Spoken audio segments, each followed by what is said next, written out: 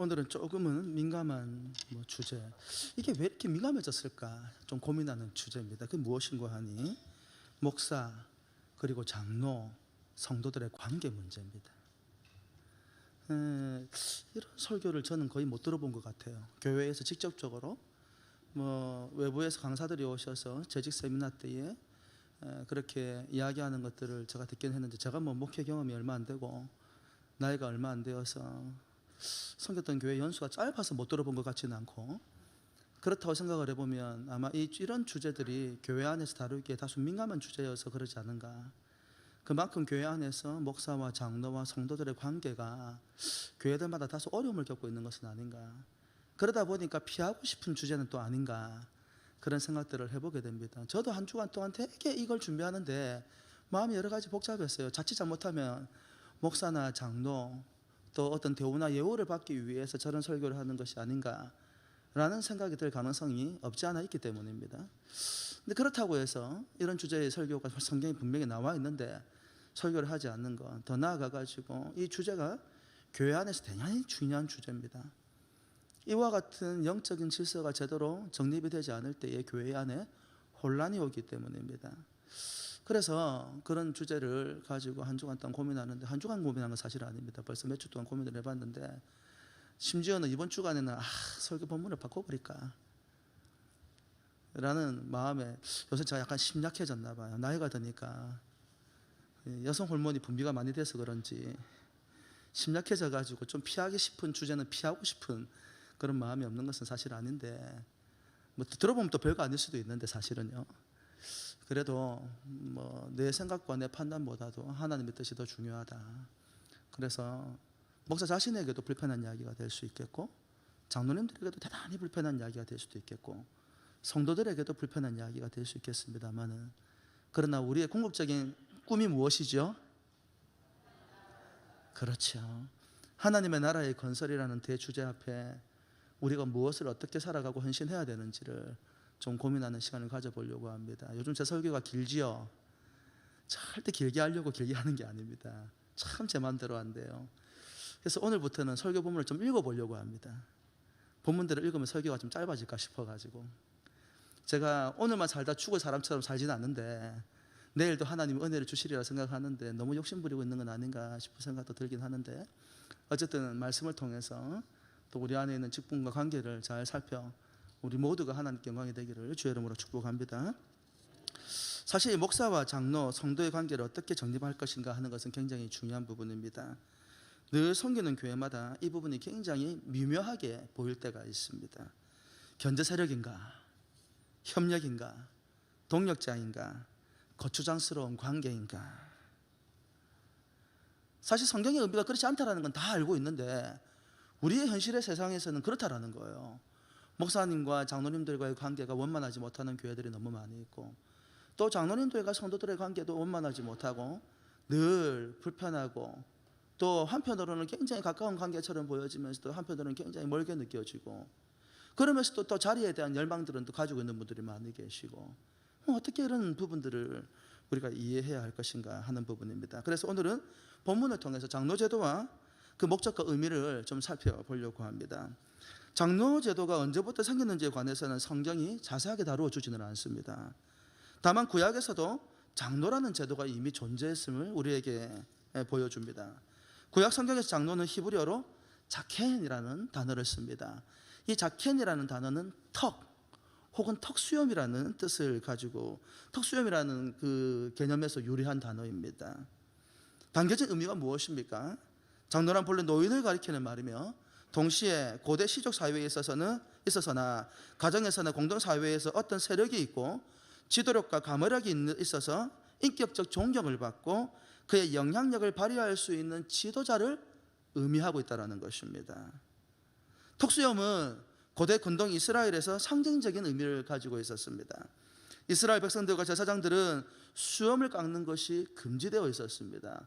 요즘도 유대인들을 보면, 특히 랍비들을 보면 수염을 이렇게 풍성하게 기르고 있는 장면들이 있잖아요. 그게 다 성경적인 기준을 가지고 있는 거예요. 예를 들어서 레위기 2장 15절은 21장 5절에는 이렇게 기록을 하고 있습니다. 제사장들은 머리털을 깎아 대머리 같게 하지 말며 자기의 수염 양쪽을 깎지 말며 살을 베지 말라. 함부로 머리나 수염에 손을 대지 말라는 것입니다. 왜요? 그 자체가 권위라는 것입니다. 권위라는 거예요. 그래서 성경에서 수염을 깎거나 머리를 쥐어뜯는 경우에는 굉장히 비참한 지경에 놓여져 있을 때를 의미할 때가 있습니다. 예를 들어서 에스라 9장 3절 말씀해 보니까 굉장히 어려운 일, 비참한 지경을 당하고 내가 이 일을 듣고 속옷과 겉옷을 찢고 머리털과 수염을 뜯으며 기가 막혀 있으니 라고 기록을 하고 있어요. 기막힌 상황을 만났을 때 뭘 뜯었다고요? 머리털과 수염을 뜯었다고 이야기합니다. 심지어 에스겔 말씀해 보면 임박한 진노에 대해서 표현을 할 때에 하나님께서 이와 같이 명령하시는 장면도 등장을 합니다. 에스겔 5장 1절 말씀해 보면 너 인자야, 너는 날카로운 칼을 가져다가 삭도를 삼아 내 머리털과 수염을 깎아서 저울로 달아 나누어 두라. 머리털과 뭘 밀라고요? 수염을 밀라는 말은 무슨 말이냐면 하나님의 심판이 임했다라는 것입니다. 하나님의 심판이 너에게 임했다라는 것입니다. 여러분들 자켄, 이 턱수염이라는 단어에서 유래된 이 자켄, 이 장로라는 이 직분은 나이 든 사람들과 그 권위를 나타내는 것으로 보입니다. 이 자켄의 동일어로서 에스라서에서는 시브라는 단어도 쓰여집니다. 백발의 노인을 가리킵니다. 맥켄지라는 유명한 신학자가 이와 같은 여러 가지 구약 시대에 쓰여진 이 용례를 통해서 볼 때에 구약 성경에 언급된 대부분의 장로 제도는 이스라엘 사회에서 정치적, 종교적 기능을 가지고 있는 이들로서 단순히 노인을 의미하는 것 같지는 않다라는 것입니다. 나이로 인한 경험의 성숙성, 그리고 권위성, 그리고 어른으로서의 존중성을 바탕으로 장로들은 해당 공동체로부터 지도자들로서 인정받았던 사람들이라는 것입니다. 특히 구약에서의 장로 제도는 개인의 신분을 의미하는 것이 아니라 집단적인 성격을 이야기하고 있습니다. 장로 한 사람이 있는 것이 아니라 장로 제도로서 장로들이 있었다라는 것을 의미하고 이 장로 제도를 통하여서 지역이나 그 다음에 지파나 그리고 어떤 기관이나 모든 것들이 운영이 되었다라는 것입니다. 이것은 이스라엘의 지도자들로서 장로들은 독단적인 자신의 견해를 주장하는 것이 아니라 전체가 합의된 의견을 바탕으로서 그들의 지도력을 발휘했다라는 것을 보여주는 또 증거가 되기도 한다는 것입니다. 이 구약에서 공동체 안에서 권위를 가진 사람으로서 장로의 호칭이 굉장히 다양하게 나타납니다. 예를 들어 왕하 열왕기하 19장 2절 말씀에 보면 제사장의 장로라는 단어가 나타납니다. 무슨 말입니까? 제사장 가운데에서도 연장자를 제사장의 장로라 불렀다. 신명기 31장 28절에는 지파 장로는 그 지파의 어른을 지칭하는 말로서 출애굽기 3장 16절과 19장 7절 등에 보면 백성의 장로, 회중의 장로, 이스라엘의 장로는 이스라엘 국가나 사회에서 중요한 책무를 맡은 사람들을 표현할 때 쓰는 표현이었다는 것입니다. 또 어떤 지역의 장로라는 표현도 있습니다. 사무엘상 30장 26절에는 유다의 장로, 사사기 11장 11절에는 길르앗의 장로, 신명기 21장 3절과 룻기 4장 2절에는 성읍의 장로와 같은 것들이 그 예입니다. 지역의 장로는 그 지역에서 하나님의 말씀을 따라 재판하는 일을 주관하였다는 것입니다. 장로는 재판장과 유사 혹은 동의어로 사용되기도 하였습니다.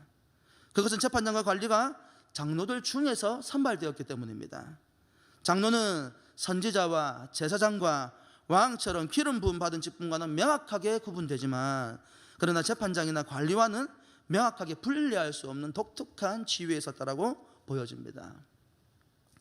장로는 이스라엘에서 이스라엘만의 독특하게 발달된 제도나 정치적인 장치나 그런 어떤 정치적인 표현이 아니라 사실 이스라엘 외에도 고대 근동 시대에는 비롯한 여러 나라에서 백성들을 대표하는 사람들로서 장로라는 단어들이 등장을 합니다. 그때의 이 장로라는 직책은 종교적인 역할보다도 정치, 행정적인 일들에 주로 관여하고 있다는 것을 우리에게 보여줍니다. 모세 시대에는 모세를 통해 하나님의 뜻을 전달하거나 모세를 돕는 역할로 등장하고 가나안 이후에는 장로들을 지파의 장로 혹은 그 지역의 장로로 불리며 중요한 결정들을 장로들이 주관하고 있는 모습들도 우리에게 보여줍니다. 사무엘하 5장 1절부터 3절에 나타나는 왕정시대에 특히 다윗 왕이 왕으로 추대되어서 오르는 절차를 보면 두 가지 절차를 거치고 있는 모습을 봅니다. 하나는 무엇입니까? 지파들의 추대를 받는 것이고, 또 다른 하나는 무엇이냐면 이 지파의 모든 장로들에게 추대를 받는 것입니다. 이스라엘의 왕이 되기 위해서는 지파들의 추대가 있어야 되고, 두 번째로는 그 지파의 장로들에게 추대가 되어져야지만이 이스라엘의 공식적인 왕이 될 수 있었다는 것입니다. 장로들은 백성들에 의해 선출되어서 그들로부터 선출된 책임을 맡은 자로서 그 지파와 그 나라의 공동체의 선을 도모할 권한을 위임받은 사람들로서 성경에 등장을 합니다. 따라서 그들은 이스라엘 백성을 위해서 봉사할 의무가 있었고, 이스라엘 백성 그리고 장로 그리고 왕이 하나님의 의를 시행하는지 감시해야 할 책임이 있었던 것으로도 보여집니다. 이들의 권위와 책임은 왕이나 제사장, 선지자들도 인정했던 것으로 구약 성경에는 등장하고 있습니다. 특히 이 장로들의 역할에 대해서 굉장히 중요하게 다루고 있는 성경이 어디냐면 신명기서입니다. 신명기서에 다루고 있는 장로 역할에 대해서는 다음에 기회가 되면 한번 살펴보겠습니다만은, 신명기는 이러한 장로 역할을 명확하게 규정하면서 하나님의 나라와 공동체를 지키도록 사명을 수여받은 자라고 설명을 해주고 있습니다. 그러나 장로들이 하나님 앞에서 사명을 잊어버리고 점진적으로 권력과 부에 취하여서 부패하고 타락하게 됨으로써 하나님의 신랄한 책망의 대상으로 점진적으로 전락해버리는 모습들을 우리 또한 구약 성경을 통해서 보게 됩니다. 그리고 이 장로들의 타락은 이스라엘의 타락으로서 인식이 되어졌습니다. 근간이 되는 뿌리가 썩었는데 어찌 나무와 줄기가 건강하겠습니까? 그래서 에스겔 8장 12절에는 이렇게 이야기하고 있습니다. 또 내게 이르시되 인자야, 이스라엘 족속의 장로들이 각각 그 우상에 방한 어두운 가운데에서 행하는 것을 내가 보았느냐? 그들이 이르기를 여호와께서 우리를 보지 아니하시며 여호와께서 이 땅을 버리셨다 하느니라.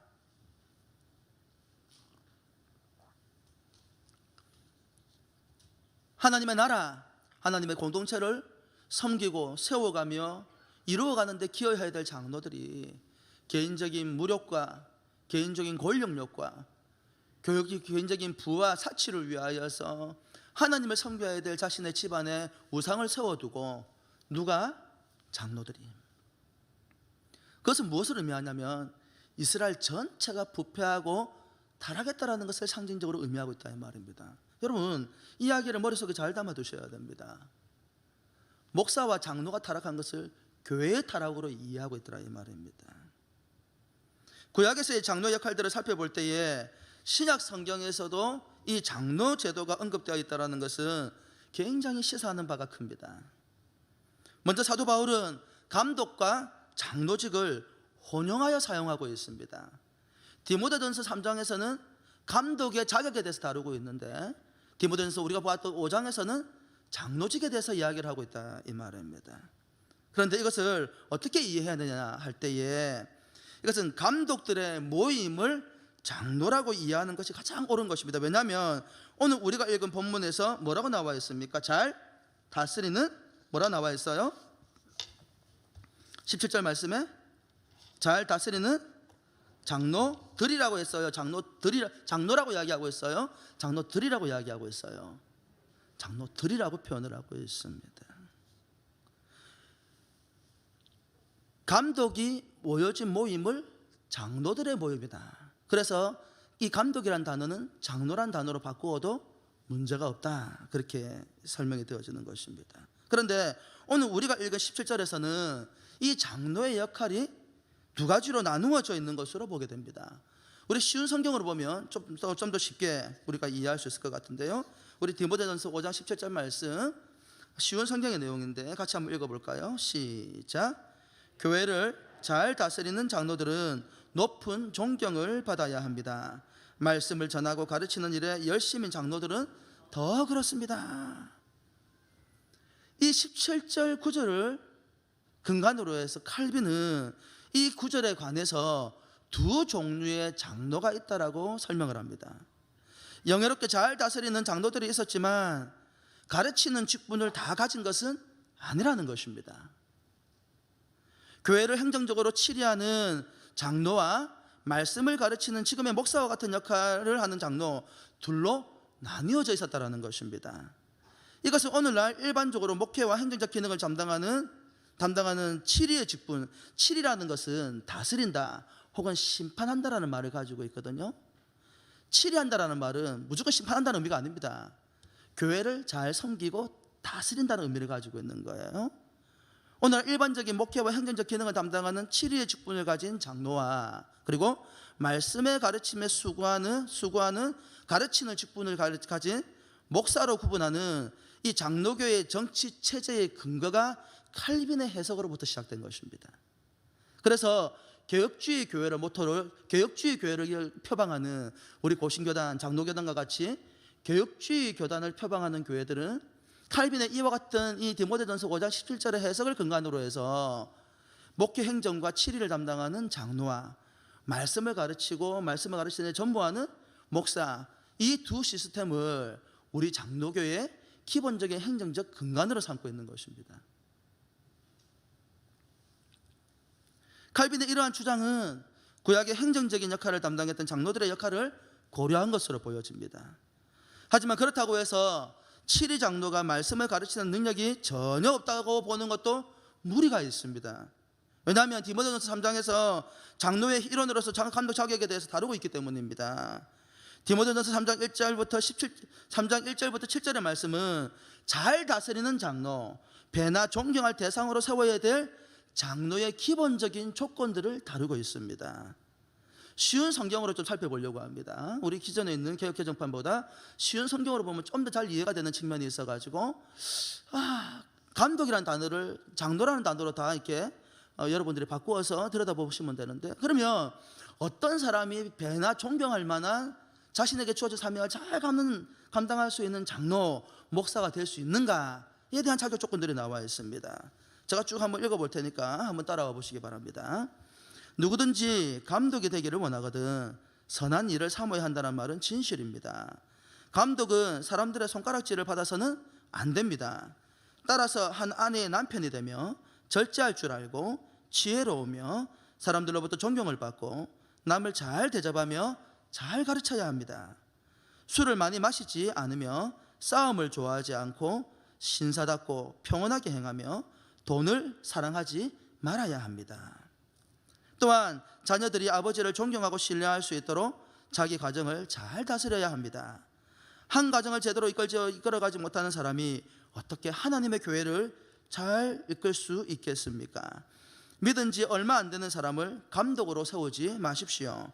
너무 교만해져서 마귀가 그랬던 것처럼 벌을 받게 될지도 모릅니다. 또한 감독은 교회 밖의 사람들에게서도 존경을 받아야 합니다. 그래야 남에게 비난을 받지 않고 마귀의 게임에도 빠지지 않을 수 있기 때문입니다.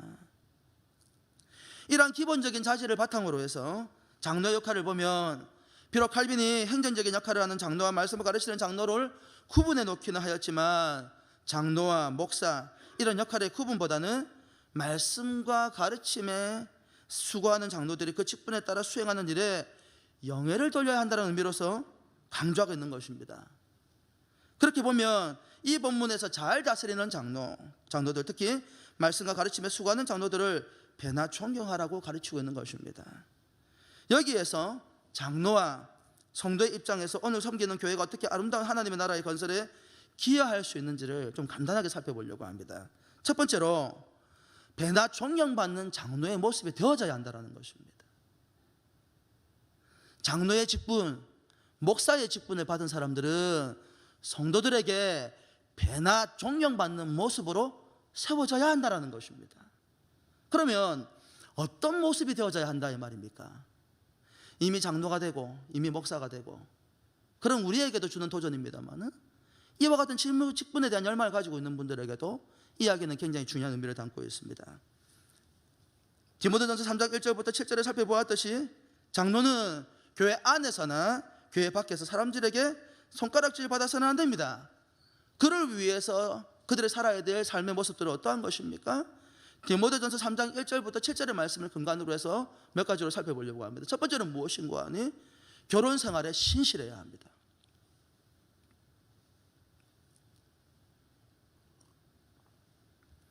여러분, 이것은 단순히 목사와 장로에 관한 이야기일 뿐만 아니라 모든 직분자에게, 물론 모든 그리스도인이 이렇게 살아야 합니다만은 직분을 받은 모든 사람에게 동일하게 적용이 되는 이야기입니다. 첫 번째는 뭐라고요? 결혼 생활에 신실해야 합니다. 자신의 아내 외에 다른 이에게 마음을 두어서는 안 됩니다. 에베소서 5장에서 아내에 대한 남편의 태도에 대해서 이렇게 말씀을 하십니다. 우리 너무나 잘 알고 있는 말씀입니다. 에베소서 5장 25절부터 28절의 말씀을 한 목소리로 같이 한번 읽어보도록 하십시다. 남자들만 읽어보십시다. 남자들만 읽어보십시다. 시작. 남편들아, 아내 사랑하기를 그리스도께서 교회를 사랑하시고 그 교회를 위하여 자신을 주신같이 하라. 이는 곧 물로 씻어 말씀으로 깨끗하게 하사 거룩하게 하시고 자기 앞에 영광스러운 교회로 세우사 티나 주름 잡힌 것이나 이런 것들이 없이 거룩하고 흠이 없게 하려 하심이라. 이와 같이 남편들도 자기 아내 사랑하기를 자기 자신과 같이 알지니 자기 아내를 사랑하는 자는 자기를 사랑하는 것이라. 할렐루야. 자기 아내를 잘 사랑하는 사람은 누구를 사랑하는 거라고요? 자기를 사랑하는 사람이라는 거예요. 이게 그리스도인입니다. 여자분들 어때요? 마음에 드십니까? 아무나 장로 되어서 안 되고 아무나 목사 되어서 안 된다 이 말입니다. 자기 하나님의 짝으로 짝지어준 자기 아내조차 사랑하지 못하는 사람, 그 아내를 귀하게 여기지 못하는 사람은 목사나 장로의 자격이 없다라는 것입니다. 두 번째는 뭘 이야기합니까? 절제하는 사람이라야 한다 이 말입니다. 자신의 감정적인 욕망이나 욕정이나 탐욕, 육체적인 쾌락에 빠지지 않는 사람이어야 한다 이 말입니다. 쉬운 일이 아니지요. 또 뭐라고 이야기합니까? 신중해야 한다라는 것입니다. 여러분, 성경에서 말하는 이 신중이라는 단어가 어떤 의미를 가지고 있습니까? 건전한 정신 혹은 자제하는, 차분한 등의 의미를 가지고 있다 이 말입니다. 에라스무스는 이 단어를 경성하는 이라는 단어로 쓰고 있습니다. 무슨 말입니까? 감정을 절제하지 못하고 순간적인 욱하는 마음으로 화를 내거나 분노를 표출하는 방식으로 어떠한 행동을 하는 것을 하지 않는 사람을 장로로 세우라는 것입니다. 신중함이라는 것은 성령께서 우리의 내면을 지배하고 있는 중요한 특징으로 보았기 때문입니다. 화가 날 수밖에 없는 상황에도, 감정이 올라올 수밖에 없는 상황에서도 자신을 차분하게 다스릴 수 있는 것은 그 사람이 인격적인 사람이어서 그렇다는 게 아니라는 겁니다. 그 내면 안에 성령께서 그를 주관하고 계신다라는 증거라는 것입니다. 네 번째로는 뭐라고 이야기합니까? 단정해야 한다, 그렇게 이야기합니다. 이 단정하다는 단어가 가지고 있는 의미가 무엇입니까? 명예롭다, 예의 바르다, 혹은 질서를 잘 지킨다라는 말의 의미를 가지고 있습니다. 자기의 주장이 강하고 예의가 없으며 질서를 중요하게 생각하지 않는 사람은 교회 안에서 함부로 직분을 주어서는 안 된다라는 것입니다. 그러면 교회가 혼란스러워지게 된다는 것입니다. 다섯 번째로 뭘 이야기합니까? 나그네를 잘 대접하는 사람이어야 한다. 잘 섬기는 사람이어야 한다. 잘 대접하는 사람이어야 한다. 인색한 사람이면 안 된다, 그렇게 얘기합니다. 여러분, 1세기의 그리스도인들은 복음을 위해서 여러 가지 이유 때문에 다른 지방에 방문하는 경우들이 많이 있었습니다. 그런데 다른 지역에 가면 여러분들 어디에 머물러요? 주로 어디를 가세요? 다른 데 여행 가면 어디 가요? 호텔. 좀 산다. 부러워라. 호텔. 또 어디 갑니까? 돈이 좀 모자라면 펜션. 호텔이나 펜션이나, 이게 뭐 밥이 쌀이 떨어져 가지고 스테이크 먹고 산다는 말하고 똑같은 말인데. 또 어디 가요? 모텔이나 여관이나. 과거 고대 근동시대는 주로 여관이었죠. 그렇죠? 여행객들을 위한 여관을 중심으로 해서 많이 숙박을 했다라는 거예요. 근데 문제는 무엇입니까? 다른 지역에 있는 여관들의 분위기가 주로 이방인들의 분위기, 우상을 섬기는 분위기에 만연해 있더라는 거예요. 음란과 윤리적인 도덕들이 무너지는 곳으로서 많이 인식이 되어져 있더라는 거예요. 그래서 그리스도인들이 그런 곳에 머무는 것에 대해서 극도로 경계를 했다라는 거예요. 그러면 다른 지역에 그리스도인들이 갔을 때 어디에서 묵었을 것 같아요? 그 지역에 있는 그리스도인의 집을 방문을 했다라는 거예요. 그리스도인으로서 그리스도인의 정결을 지키고 자신의 삶을 세상의 때에 물들지 않도록 하기 위해서 자신의 몸을 누이는 곳조차도 하나님의 은혜가 있는 곳을 찾아서 갔다라는 거예요. 그때의 그런 나그네들이 왔을 때에 이 1세기의 고대 근동 1세기에 있는 소아시아나 유럽에 있는 기독교인들이 어떻게 했다라는 거예요? 신실한 믿음의 형제로서 그들을 극진하게 대접하고 잘 섬겨주었다라는 거예요. 이 전통은 우리가 이미 알고 있는 것처럼 누구로부터 시작된 것입니까? 우리의 믿음의 조상 아브라함으로부터 시작된 것입니다. 한 교회에 장로가 되고 감독이 될 사람들은 나그네들, 도움이 필요한 사람들을 인색하게 대하지 아니하고 신실하게 잘 대해주어야 된다는 것입니다. 이러한 양육을 잘 대접하는 것은 교회의 하나됨을 통한 한 형제임을 깨닫게 하는 통로가 되었습니다. 그를 통해서 그리스도인들 살아가는 모든 것이 하나님의 나라임을 깨닫고 이것이 복음의 열정과 진보를 이루어내는 중요한 통로가 되었다는 거예요. 생각을 해보십시오. 다른 지역에 갔는데 그곳에서 교회를 만나고 그리스도인을 만났는데 거기에서 극진한 대접을 받고 위로를 받았어요. 그를 통해서 뭘 깨닫게 되는 거예요? 여기도 하나님의 나라구나. 그리스도인들을 살아가는 모든 지역이 뭐가 되는 거예요? 하나님의 나라. 무엇을 통해서? 잘 섬기는 그리스도인들의 삶을 통해서 하나님의 나라를 경험하게 되었다는 거예요. 그래서 잘 섬기는 이와 같은 섬김의 모습은 하나님의 나라를 경험하는 가장 중요한 방편이 되기도 합니다.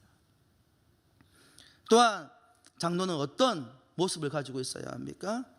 술을 즐기지 않고 구타하지 않고 관용하고 다투지 아니하는 사람이라야 한다는 것입니다.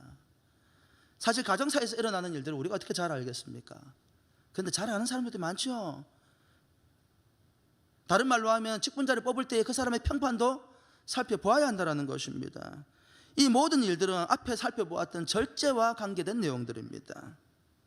그러면 술을 즐기지 않고 이렇게 이야기하니까 어라? 장로도 술을 마셔도 되는가 보다야. 목사도 술을 마셔도 되는가 배. 그렇게 위로받으려고 생각하시면 안 됩니다. 여러분, 술을 즐기지 않는다는 말에 담겨져 있는 의미가 무엇인지 아십니까? 술을 왜 마셔요? 에? 아이, 그냥 다 알고 있으니까 이야기하세요. 요 근래는 안 마시고 옛날에 마셨다고 제가 인정해 드릴 테니까. 술 왜 마십니까? 마음이 힘들고 괴롭고 사람한테는 위로를 못 받고 무엇에 위로를 받으려고?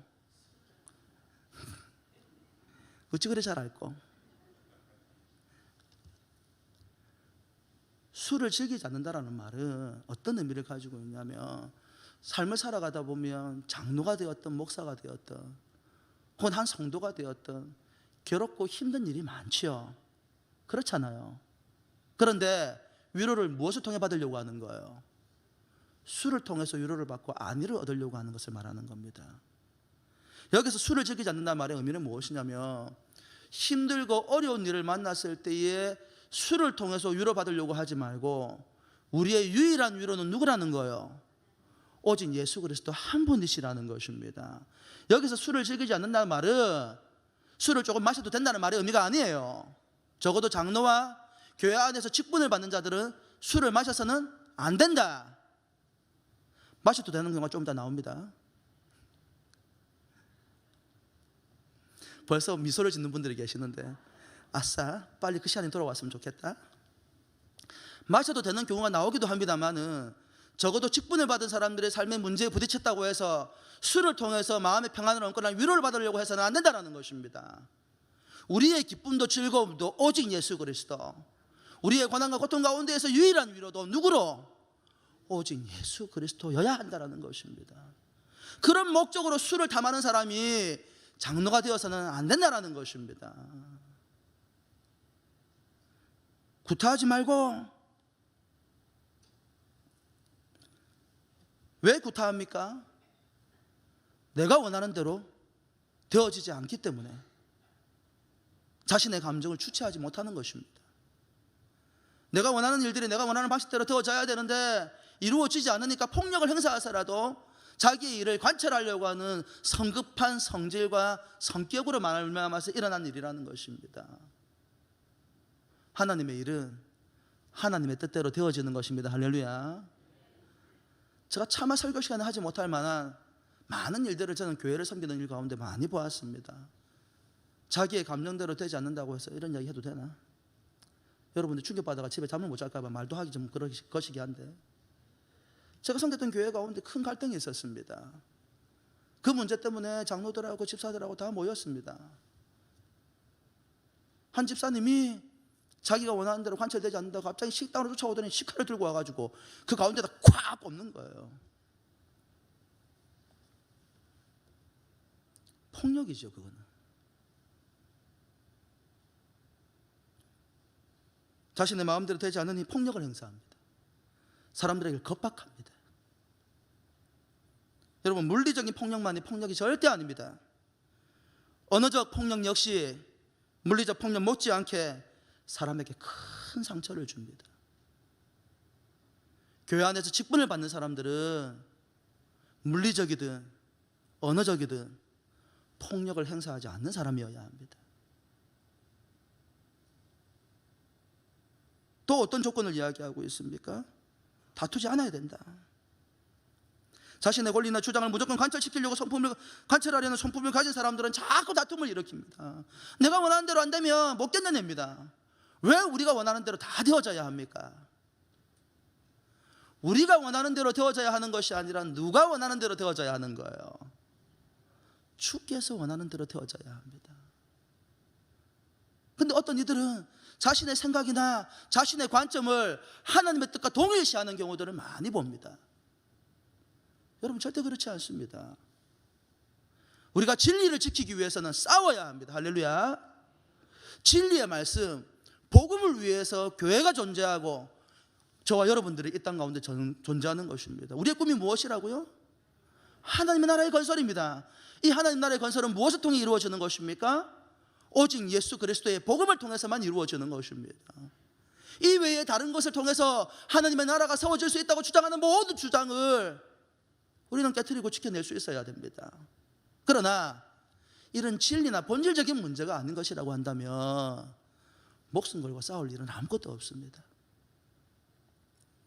다투고 분쟁하는 것보다 화평을 이루는 것이 교회를 화합하게 하는 것이고 하나 되게 하는 것이고, 그 하나를 위해서 내가 양보할 수 있으면 나는 하나님의 나라에 기여하는 것입니다.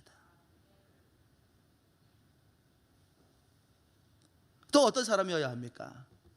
돈을 사랑하지 않는 사람이어야 합니다. 물질에 욕심이 많은 사람이 목사가 되거나 장로가 되어서는 안 됩니다.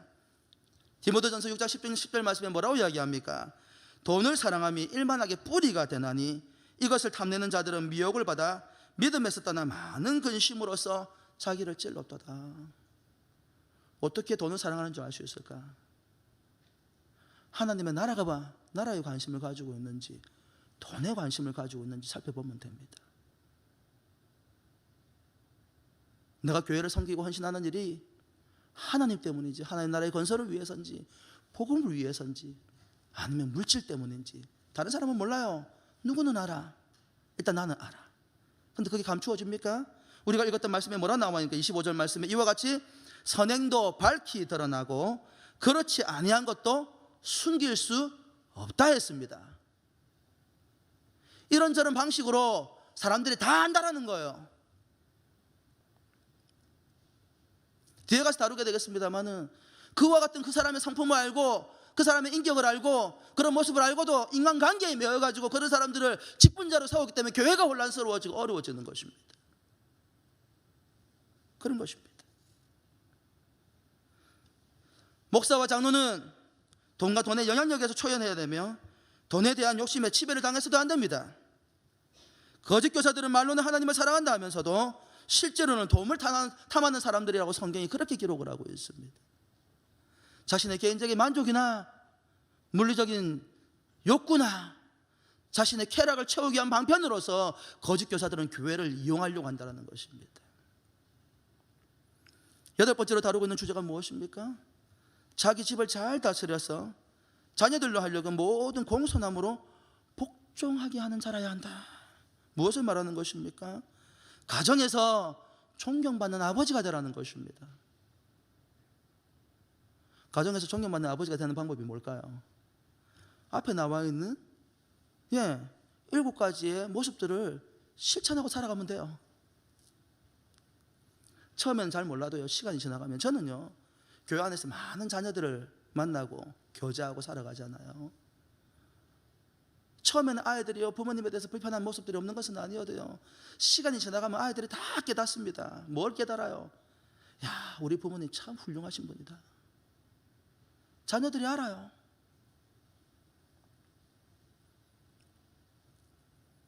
결국 이와 같은 모습은 앞에 살펴본 성품이 그 아버지를 통해서, 그 부모를 통해서 자연스럽게 자녀들에게 보여지고, 그것이 그 부모를 공경하고 예의 범절을 지키는 이유가 된다는 것입니다.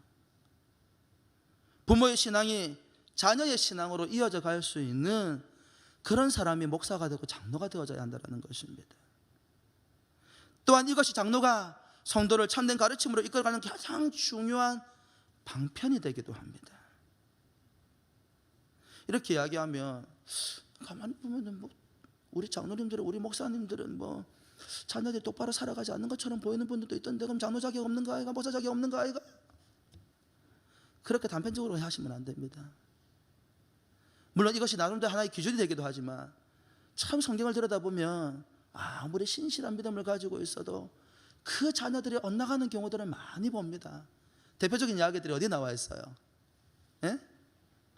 어디 나와 있어요? 야곱이 형들한테 자기 아들 요셉을 팔라고 가르쳤겠어요?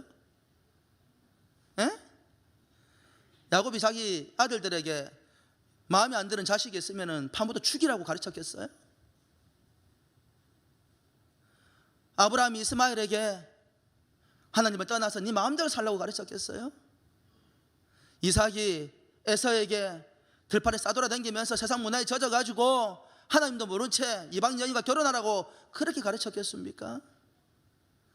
아브라함과 같이 신실한 믿음의 조상 가운데에서도, 이삭과 같이 하나님을 그토록 사모하는 믿음의 가정 가운데에서도, 오직 하나님의 은혜와 복과 하나님 나라의 건설을 위해 치열하게 살았던 그 야곱의 아들들 가운데에서도 참 어떻게 저런 믿음의 가정에서 저런 아들이 태어날 수 있을까?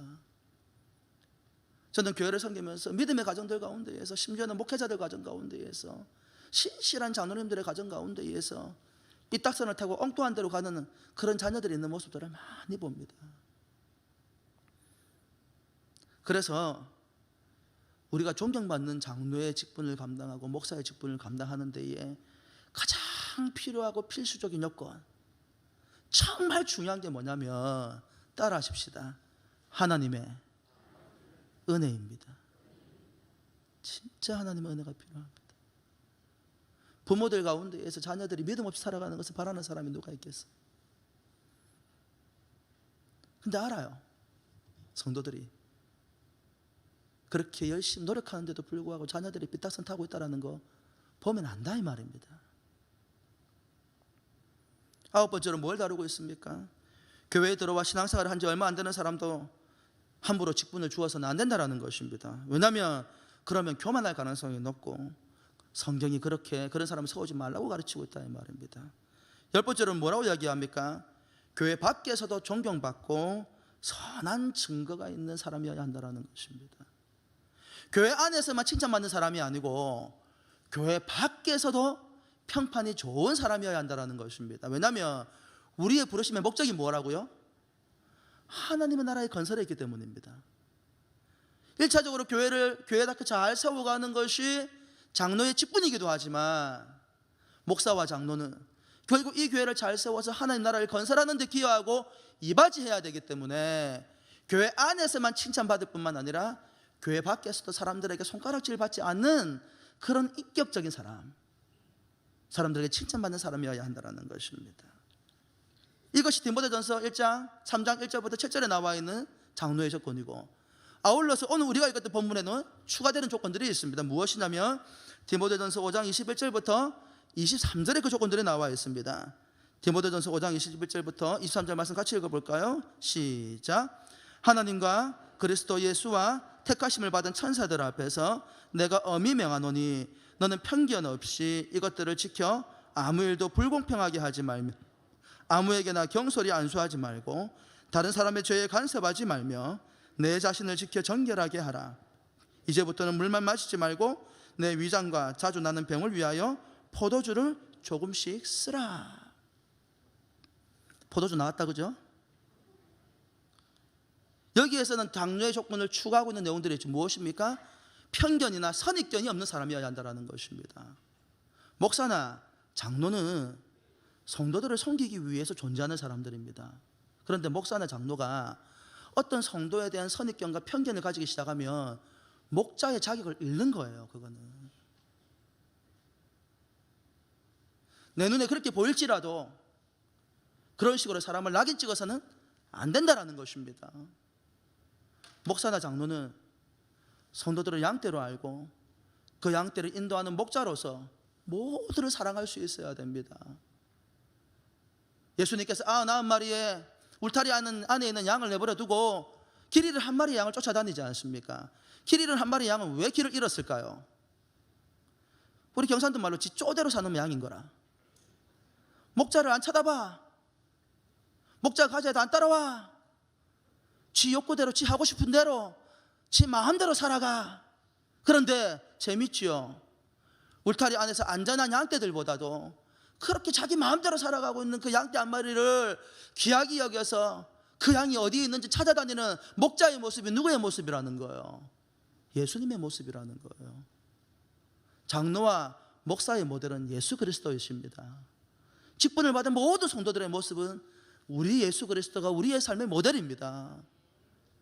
상처를 주고 핍박하고 심지어는 예수님을 십자가에 못 박았던, 그래서 예수님을 모멸하고 멸시하고 손가락질하는 그 인생들을 향해서 주님께서 뭐라고 기도하셨습니까? 아버지여, 저들은 저들의 죄를 알지 못합니다. 저들을 용서해 주십시오. 미워하지 아니하고 미워하는 대신에 사랑하심으로 그들을 위하여 간절히 기도하고 있는 십자가의 예수 그리스도의 모습을 우리는 만나게 됩니다. 목사나 장로는 자신을 대적하는 성도들조차도 사랑할 수 있어야 됩니다. 그런 상처를 주었기 때문에 마음에 담아두고 그런 사람을 그런 사람으로 낙인을 찍거나 혹은 결정 지어놓고 그런 식으로 그 사람을 대해서는 안 된다는 것입니다.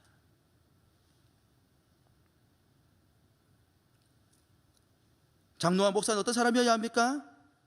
죄된 자리에 가서 자신의 정결함을 빼앗기는 사람이 되어서는 안 된다는 것입니다. 그리고 어떤 사람이어야 합니까? 디모데에게 권면을 하고 있죠. 디모데가 위장이 많이 안 좋았던 것 같아요. 제가 이해가 돼요. 나도 진작에 포도주를 좀 마실걸. 제가 위장병으로 굉장히 오랫동안 고생을 했거든요. 저희 집안 내력이거든요. 저희 아버지도 그렇고 저희 어머니도 그렇고. 저도 대학 다닐 때 위가 안 좋아가지고 음식을 잘 먹지를 못했어요. 제 몸매를 보고 그렇게 보시면 안 돼요. 어떻게 음식을 못 먹으면 몸매가 저 모양이냐.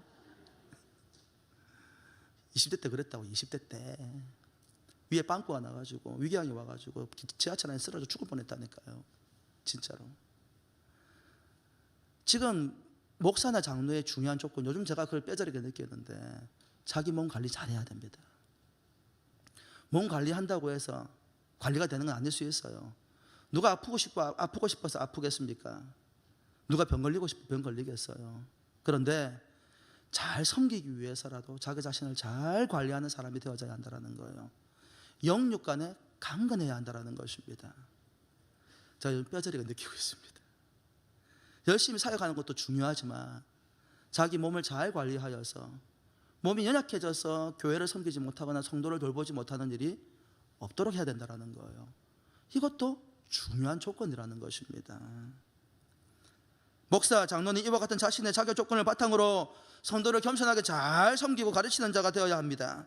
이러한 장로와 목사의 헌신은 하나님의 나라의 건설을 위한 든든한 버팀목이 됩니다. 그러면 이런 장로에 대한, 이런 목사에 대한 성도는 어떤 태도를 가져야 하느냐라는 이야기가 등장을 합니다. 디모데전서 5장 17절 말씀은 다시 한번 같이 읽어볼까요? 디모데전서 5장 17절 말씀입니다. 시작. 잘 다스리는 장로들은 배나 존경할 자로 알되 말씀과 가르침에 수고하는 이들에게는 더욱 그리할 것이니라. 성도들에게 무조건 목사와 장로를 배나 존경하라고 가르치고 있지 않아요. 누구를? 그렇죠. 잘 섬기고 잘 가르치는 장로들과 목사들은 배나 존경할 자로 알라는 것입니다. 그런데 이 장면에서 특이한 점이 보이는 거예요. 배나 존경할 자로 알라? 누구하고 비교해서? 성도들과 비교해서? 아닙니다.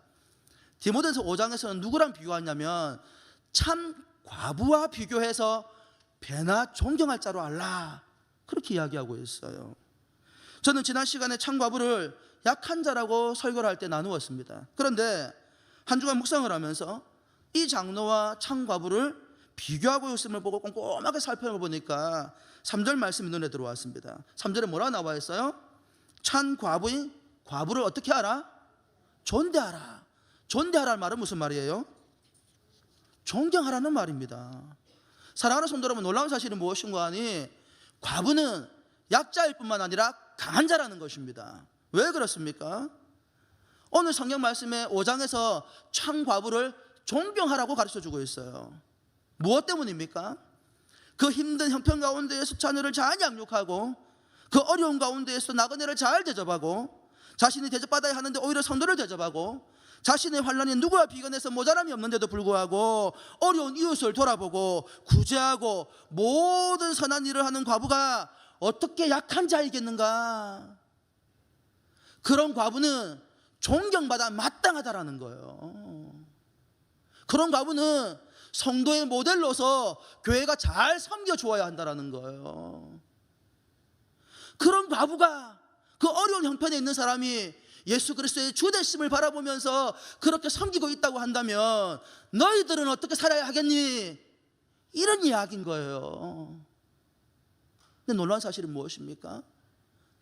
잘 가르치고 모델이 되는 목사와 장로는 그 과부보다도 2배나 존경할 사람으로 알라는 거예요. 성도들로 하여금 하나님의 뜻을 알고 그 뜻을 삶을 통해서 어떻게 성취시켜 나갈 수 있는지를 말씀을 통해서, 질서를 통해서 가르쳐주고 하나님의 나라의 건설을 위해 헌신하는 장로 목사들을 배나 존경하라는 것입니다. 이것이 마땅한 일이라는 거예요. 왜요? 마음에 안 들어요? 존경하라는 것입니다.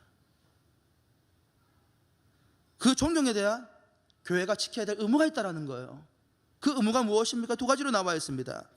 첫 번째로는 현재 교회는 칼빈이 이 본문을 해석하여서 온 기준에 따라 7위 장로와 말씀과 목회에 전념하는 목사로 나누어져 있습니다. 목회와 말씀을 가르치는 전적으로 헌신하며 생활에 방편이 없는 사역자에게 사례를 주어 삶의 방편을 삼아 목회에 전념하도록 하는 것. 교회를 위해서 헌신하는, 교회를 위해서 전적으로 헌신하고 있는 사역자에게 사례를 주는 것을 가지고 마치 기업이 직원에게 월급 주듯이 생생되지 말라는 것입니다. 이거는 교회가 당연히 해야 될 의무라는 것입니다. 두 번째로는 함부로 모함하거나 송사하지 말라는 것입니다. 두세 사람의 증인이 없으면 함부로 그 사람들의 문제를 이야기하지 말라는 것입니다. 여기서 두세 사람의 증인이 있으면 해도 된다는 말입니까? 아닙니다. 장로나 목사는 모두에게 서 있으므로 모두에게 판단을 받는 사람입니다. 각자가 자기 나름의 생각과 판단을 가지고 목사와 장로를 평가할 수 있다는 것입니다.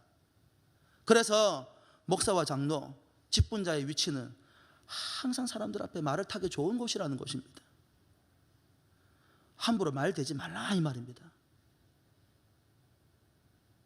교회의 질서를 위해서 절대 유익하지 않다라는 것입니다. 이런 의무를 다하는 일에 있어서 성도가 시험에 들지 않도록 그러면 교회가 해야 할 일은 무엇입니까?